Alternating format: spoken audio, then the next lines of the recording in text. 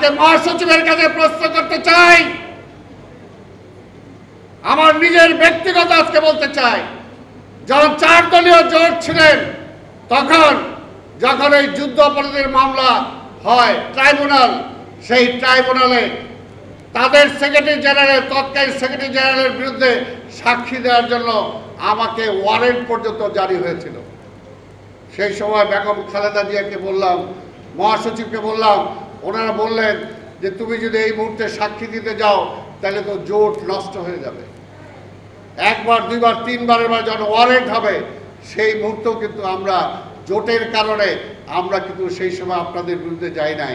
আজকে 5ই আগস্টের পরে এমন কি হয়ে গেল যে বিএনপিটা খাইলেন, বিএনপির আমলে মন্ত্রী হইলেন, বিএনপির আমলে টাকা পয়সা কামাইলেন, হঠাৎ করে বিএনপির বিরুদ্ধে আপনারা চলে গেলেন?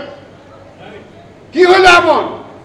এটাই হলো ষড়যন্ত্র, এটাই হলো ষড়যন্ত্র।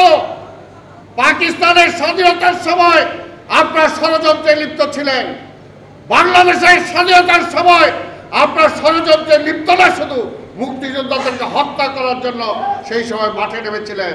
আবার এই আওয়ামী লীগকে বাঁচিয়ে রাখার জন্য আন্দোলনের পিছন দিক দরজা দিয়ে চলে গেছেন, সব সময় বেইমানি করেছেন। কাজে এখনো বলতে চাই, এখনো সময় আছে। যদি মিনিমাম কিছুটা আপনাদের বোধোদয় থাকে তাহলে বেগম খালেদা জিয়ার কাছে যান। বেগম খালেদা জিয়াকে আপনাদেরকে পুনর্বাসন করেছেন, অনেক কিছু দিয়েছেন। বেগম খালেদা জিয়ার কারণে ওই সময় সাক্ষী দিতে যাই নাই। তাই বলতে চাই এরকম আরো অনেক কিছু আছে।